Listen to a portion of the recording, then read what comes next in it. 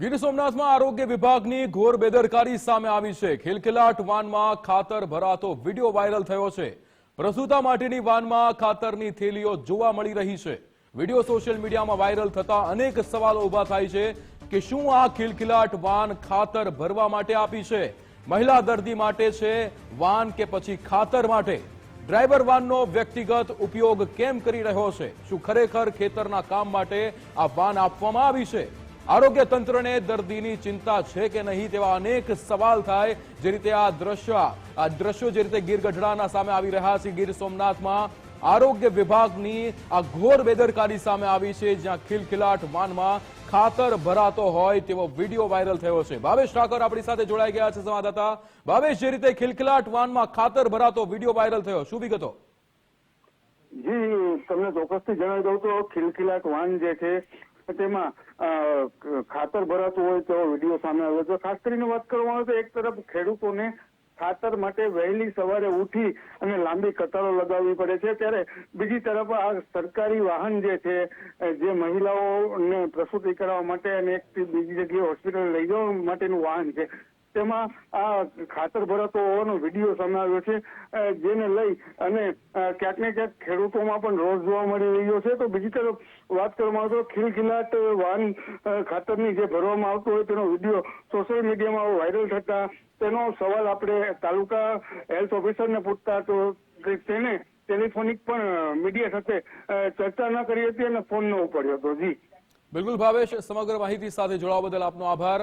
ધર્મેશ વૈદ્ય આપણી સાથે જોડાયા છે લાઈવ। ધર્મેશ, જે રીતે આ વ્યક્તિગત કામ માટે આ ખિલખિલાટ વાનનો ઉપયોગ થતો હોય તેવા દ્રશ્યો સામે આવ્યા છે, આ વાન જે છે એ દર્દી માટે છે કે પછી ખાતર ભરવા માટે, આ સવાલ થાય। વિક્રમ, ગીર સોમનાથનો છેવાડાનો આ ઉના તાલુકો છે અને ત્યાં એમ તંત્રના જે કર્મી હોય એ પછી કોન્ટ્રાક્ટ બેઝ વાળા હોય કે કાયમી હોય, એને એમ હોય કે અહીં કોણ જોનાર છે, પણ આ સોશિયલ મીડિયામાં જે વાયરલ થયો છે આ ખાતરની હેરાફેરી પર કરતા આટલી બેધડક રીતે જે કરી રહ્યો છે એ કાલ સવારે પ્રસૂતાને લઈ જવાની આ ખિલખિલાટ વાન છે, એ વાન કદાચ પેસેન્જરમાં પણ ન ચલાવે એને માટેની તાકીદ હોવી જોઈએ। છતાં ભાવેશે જેમ કીધું આપણા સંવાદદાતાએ કે આરોગ્ય અધિકારી કે સંબંધિત અધિકારી ફોન ઉપર પણ બોલવા તૈયાર નથી, તો આની તો તપાસ થવી જોઈએ। જિલ્લા મથકે અધિકારીઓએ આ છેવાડાના તાલુકામાં આ ખાતર ભરવા માટે, ખાતરના પરિવહન માટે આ ખિલખિલાટ વાહન નથી, એનું ગાઈડલાઈનનું પાલન થયું જ કે નહીં તપાસ થવી જોઈએ। આ હિંમત કોને કરી? આ ખાતર ક્યાં પહોંચાડવાનું હતું, કોનું હતું, કોઈ નેતાનું હતું, કોઈ અધિકારીનું હતું? આ તમામ તપાસ જરૂરી છે અને આ સોશિયલ મીડિયામાં વાયરલ થયા પછી પણ જો તપાસ ન થતી હોય તો જિલ્લા કક્ષાએથી આ તપાસના આદેશ થવા જોઈએ। જી બિલકુલ ધર્મેશ, સમગ્ર માહિતી બદલ આપનો આભાર।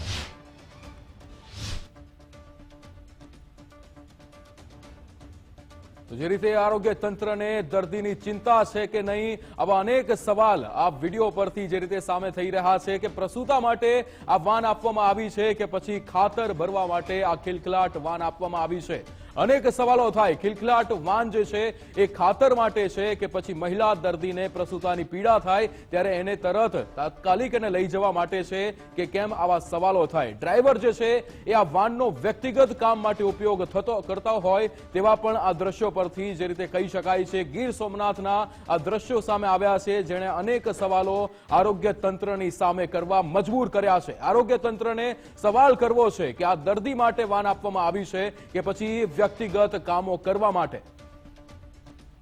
આ ખિલખિલાટ વાનનો ઉપયોગ જે રીતે ખાતર ભરવા માટે થઈ રહ્યો છે, આ વિડીયો, આ ચોંકાવનારો વિડીયો જ્યારે સામે આવે છે ત્યારે આરોગ્ય તંત્રએ જવાબ આપવો જરૂરી છે।